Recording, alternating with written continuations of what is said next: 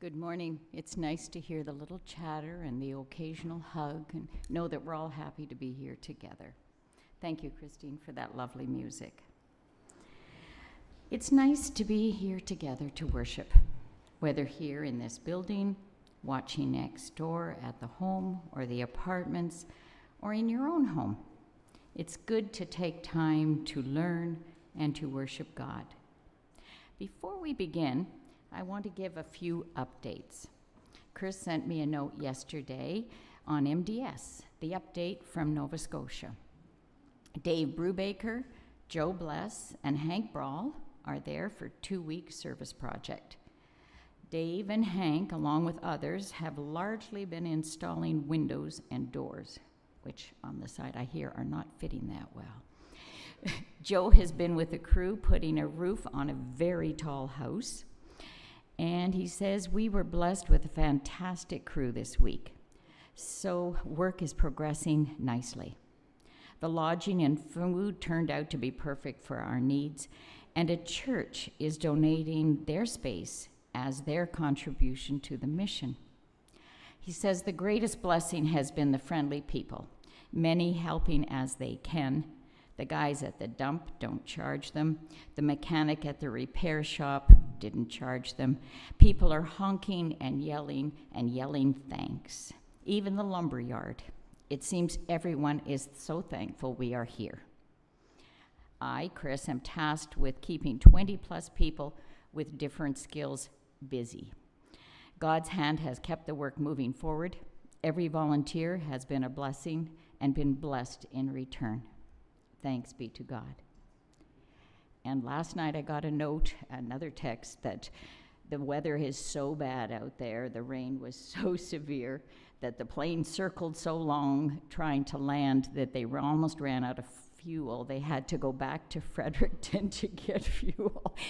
But he's hoping they'll all have arrived by late last night or tomorrow so they can start, or today, so they can start work tomorrow. So thanks be to God. Secondly, some of you heard last weekend that we were concerned about a very premature Neufeld baby, 1 pound, 1.5 ounces.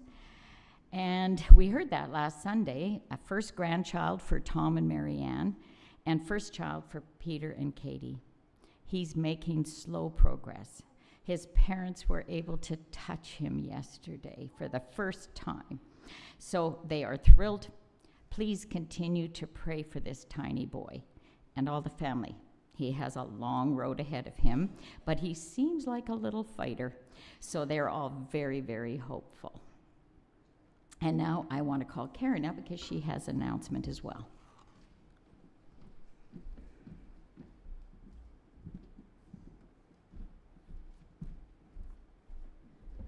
Last time I came up here, I said I had no paper, so there was nothing really to announce, but got some paper. I come with an exciting announcement.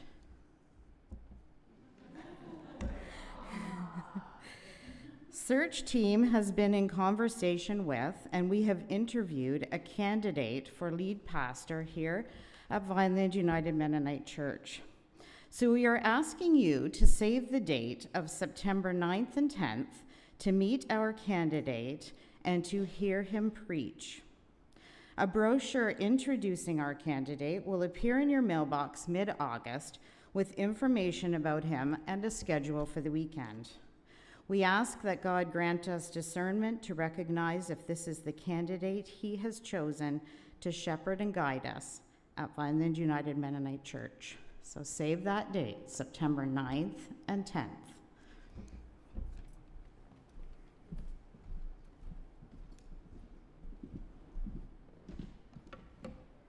Thank you, Karen, but also thank you, Search team, for your diligent work. Very exciting news. Now, as we begin our worship time, John, will you come and light the Christ candle?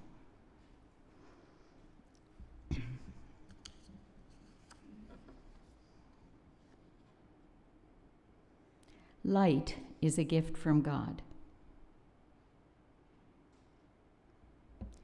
Present in our lives, present in our worship. Thanks be to God.